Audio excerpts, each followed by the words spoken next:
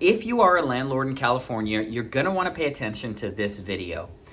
My name is Stephen Hurd. I'm a local real estate expert here in Orange County, California, and I love researching and reading about new laws in real estate. And this one really stood out to me, kind of hit me like a gut punch recently, and that is AB Assembly Bill 628. And so here's what it is. It's an assembly bill that was recently signed into law that essentially expands on the definition of what is considered a habitable home in California and what is considered a tenantable home, like a rentable home in California. So if you are going to rent a home out in California prior to Assembly Bill 628, you needed to provide utilities to your tenant. That was kind of the scope of what you actually legally had to provide to them, was like access to utilities.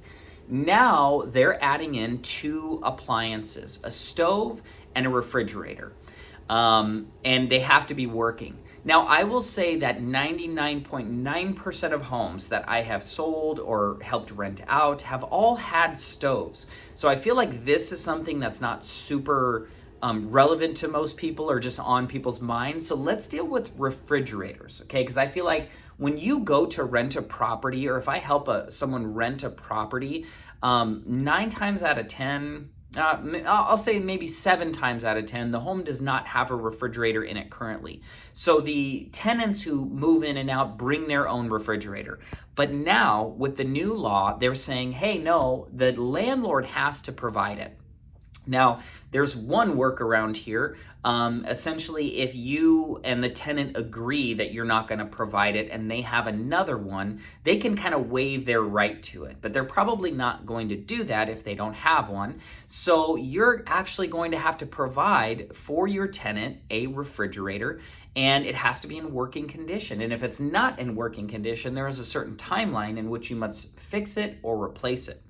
So let's just talk about for a second kind of how this can impact you as a landlord. So there's really 3 times where you're going to have to think about this. One is with new leases, one is with renewals, and one is with extensions. So if you have a tenant that is in place for the next 2 years, and you don't have to worry about it if there's no renewals or anything like that. That is my current understanding of the law. I'm not an attorney. Check with an attorney to verify that, but that's just some kind of basic online research what I'm finding.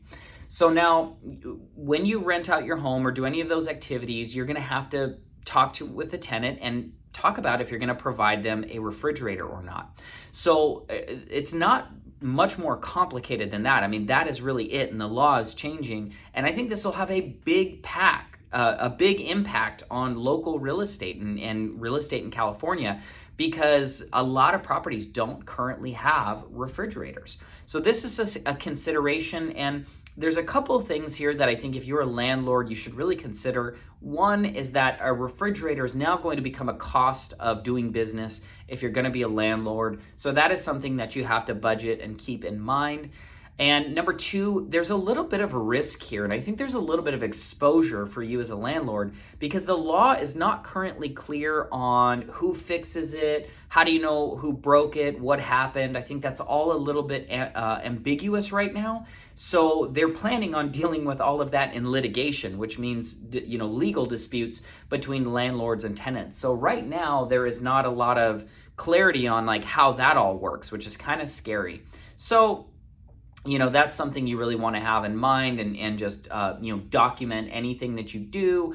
If there's any repairs that need to be done, you need to respond to those quickly, and you need to document what you've done to it. You also would like to do some kind of inspection on it, make sure it's working properly before putting it in a tenant's home, before putting it in your home for a tenant. And then another thing that I think is just an interesting risk about this is like, what if, let's say you own a really nice property and it has a really nice kitchen, and you're advertising it and there's no refrigerator in there while you're advertising it, but then boom, day 1 the tenant moves in, you put in the cheapest refrigerator you can. I mean, there's no expectation on what level of refrigerator you're going to get. I see that as being something that's just kind of going to be an odd dispute between landlords and tenants, because many landlords are very cheap. A lot of them are not profitable. So they're not cheap people. They're just not profitable. They don't have extra money flying around. Not everybody is a rich, wealthy landlord. Some people are losing money on their rental each month, believe it or not. So, what if these people put in a totally ugly or used refrigerator, and how's that going to make the tenant feel? So that's something that I think is just going to be a weird thing to watch and see how that plays out. Once again, California in their infinite brilliance has done something that's just going to be another challenge for tenants and landlords. And it's a very tenant-friendly state and not a landlord-friendly state. And I just want you to think about this. Whatever side of camp you're on, if you are the landlord, you invested likely between $700,000 and $2 million to purchase this home. You're already paying interest on the debt. You're already paying property taxes. If you're a tenant on this side, you're just paying rent. So there's a lot of risk and carrying costs and exposure from the landlord. And so I just want to we need to keep it a little bit more balanced, and we need to, understand what the landlords are going through as well. So with that being said, if you found this video helpful, or if you have any follow-up questions, please comment below. I'm going to be continuing to follow this law, just see new things that come up as it gets implemented on January 1st of 2026. Any questions, feel free to reach out. If you are a landlord and you're like, hey, I'm kind of done being a landlord, this is not fun anymore, California has sucked all the fun out of it.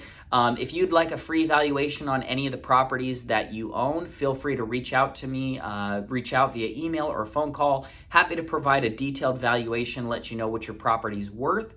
Or if you're curious about what the rental value is and how we attract good quality tenants to your rental, we're happy to help with that as well. Just feel free to reach out. I'm happy to provide you a valuation.